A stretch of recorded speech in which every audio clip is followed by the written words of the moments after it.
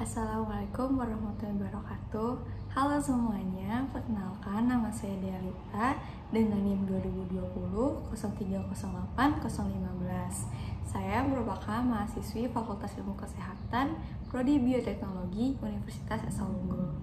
Di sini saya akan melakukan review jurnal internasional sebagai syarat utama saya untuk menyelesaikan ujian akhir semester saya pada matkul mikrobiologi.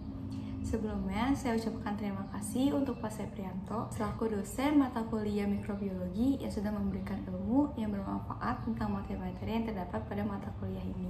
Hari ini, saya akan mereview jurnal yang berjudul Human Antibody Response to Dengue Virus, Implication for Dengue Vaccine Design, atau respon antibodi manusia terhadap virus dengue, implikasi untuk desain vaksin dengue. Jadi sebenarnya apa sih virus dengue ini? Nah, jadi virus dengue atau biasanya kita kenal dengan demam berdarah tinggi atau DBD merupakan suatu penyakit yang mudah menular dan berasal dari gigitan nyamuk Aedes aegypti dan Aedes albopictus. Jadi kenapa sih kok bisa gitu ya? Jadi penularannya ini dapat terjadi saat nyamuk menggigit dan menghisap darah seseorang yang sudah terinfeksi virus ini. Jadi ketika virus tersebut menggigit orang lain, maka virus akan tersebar. Jadi bisa dibilang kalau misalkan nyamuk ini tuh berperan sebagai medium pembawa atau carrier virus dengue ini. Nah, selain gigitan nyamuk, demam berdarah ini juga dapat dipicu oleh faktor risiko yang lainnya, seperti pernah mengalami infeksi virus dengue sebelumnya, tinggal atau berpergian ke daerah yang tropis, dan bagi bayi, anak-anak serta orang tua yang usianya lanjut yang memiliki kekebalan tubuh yang lemah akan cepat untuk terpapar oleh penyakit ini. Selanjutnya, saya akan menjelaskan gejala apa aja sih yang terdapat pada virus DBD ini. Nah, jadi gejala demam berdarah ini tuh bersifat ringan dan biasanya itu muncul sekitar 4 hingga 7 hari sejak gigitan nyamuk. Nah, namun dapat juga berlangsung selama 10 hari. Nah, gejala DBD ini tuh disertai dengan turunnya trombositopenia atau penurunan jumlah trombosit di bawah batas minimal yang kisarannya itu sekitar 150.000 hingga 450.000 per mikroliter, dan juga rendahnya leukopenia atau rendahnya jumlah sel darah putih di dalam tubuh. Nah, sebagian kecil pasien dengue ringan ini akan berkembang menjadi dengue yang berat. Nah, pada fase dengue berat ini akan terjadi gejala-gejala seperti kebocoran plasma yang dapat mengancam jiwa dan juga kegagalan organ multipel serta fase kritis dalam penyakit. Namun setelah penderita melalui fase kritis ini, sebagian besar pasien DBD ini akan sembuh tanpa gejala sisa. Nah, adapun beberapa gejala-gejala demam berdarah yaitu seperti demam tinggi mencapai 40 derajat Celcius, nyeri kepala berat, mual dan muntah, nyeri pada sendi, otot, tulang, dan serta nyeri pada bagian belakang mata, dan juga terdapat ruam kemerahan sekitar 2 hingga 5 hari setelah demam. Selanjutnya, saya akan menjelaskan tentang respon imun host terhadap virus dengue ini. Nah, jadi yang pertama itu ada masuknya virus dengue. Nah, dengue ini itu ditularkan melalui gigitan nyamuk yang mengandung virus dengue. Nah, jadi faktor yang dapat berperan sebagai host biologis ini akan menyebabkan transmisi biologis, yang berarti virus ini itu akan tumbuh menggandakan diri terlebih dahulu pada vektor sebelum dia menyerang target lainnya. Namun juga faktor ini dapat berperan sebagai media penularan dan disebut juga sebagai penularan mekanis, yang dimana virus ini tidak memerlukan penggandaan diri terlebih dahulu sebelum menyerang target barunya. Setelah nyamuk ini menggigit host, nyamuk betina akan menyalurkan air liurnya yang mengandung virus dengue ini ke aliran darah target atau korban, dan nantinya virus ini akan bersirkulasi dalam plasma dan bereplikasi dalam limfa tubuh target atau korban. Selanjutnya yang kedua itu ada aktivasi sistem imun yang berlebihan.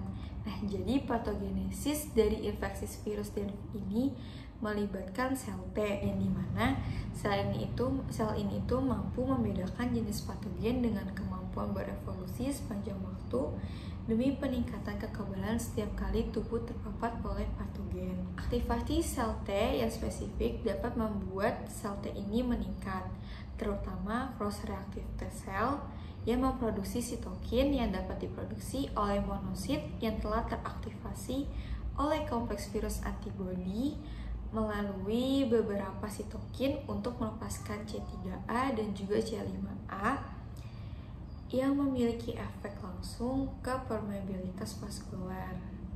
Nah, efek sinergis dari sitokin ini dan protein yang aktif akan menyebabkan kebocoran pada plasma dan juga aktivasi sistem imun yang berlebihan setelah infeksi virus ini.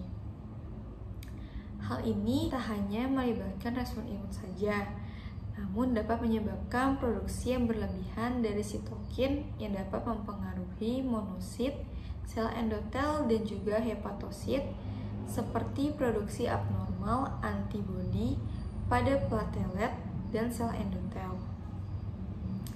Antibodi ini yang dihasilkan oleh tubuh selama infeksi virus DMV ini dapat menunjukkan adanya reaksi silang yang terjadi pada anti-NS1 atau antibodi PRM dengan host dan dapat berperan dalam penyerangan platelet dan juga sel endotel selama perjalanan penyakit ini. Selanjutnya itu ada peran antibodi dalam patogenesis denggi berat.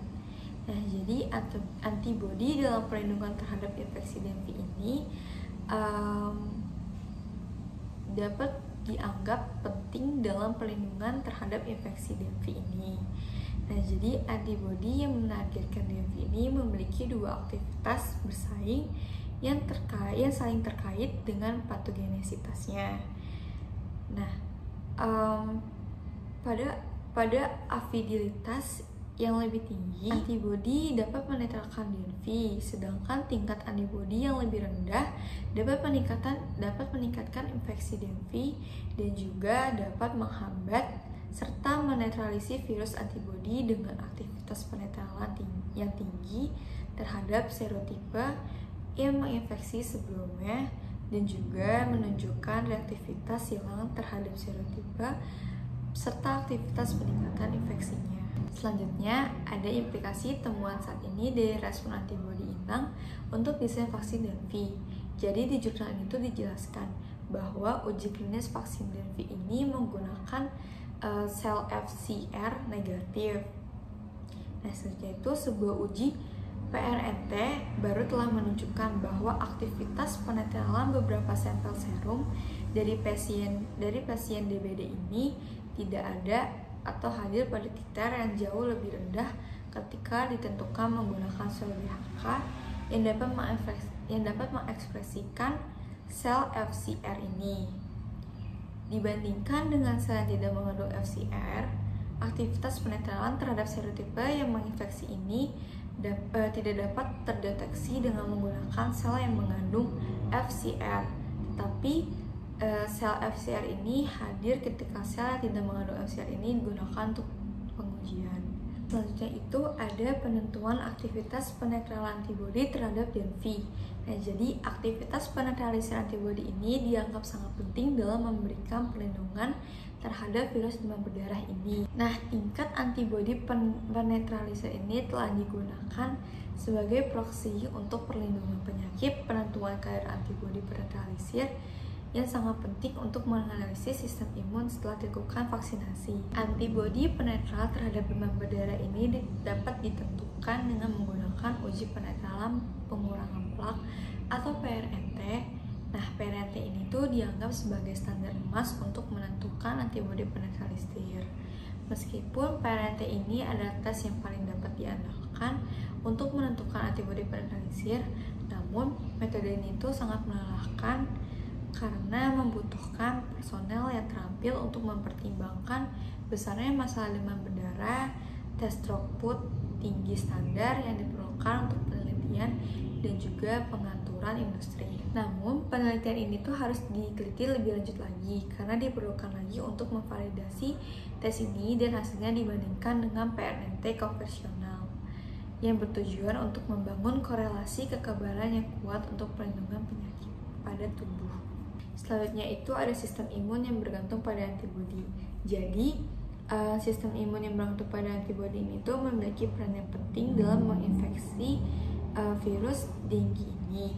Nah, hipotesis dari sistem imun ini dibuat untuk menjelaskan bahwa adanya manifestasi yang parah dari infeksi ini yang biasanya terjadi pada anak-anak yang terkena paparan kedua kalinya dari virus ini, karena sudah ada antibodi yang terbentuk pada serangan sebelumnya yang tidak dapat dinetralisir lagi dan juga dapat memperparah infeksi pada serangan yang kedua ini. Oke, selanjutnya itu ada kesimpulan. Jadi dari jurnal ini saya dapat menyimpulkan bahwa epidemi penyakit DBD ini terus menjadi masalah kesehatan yang paling serius di dunia. Nah, pengendalian penyakit ini akan tetap menjadi tantangan tanpa adanya vaksinasi.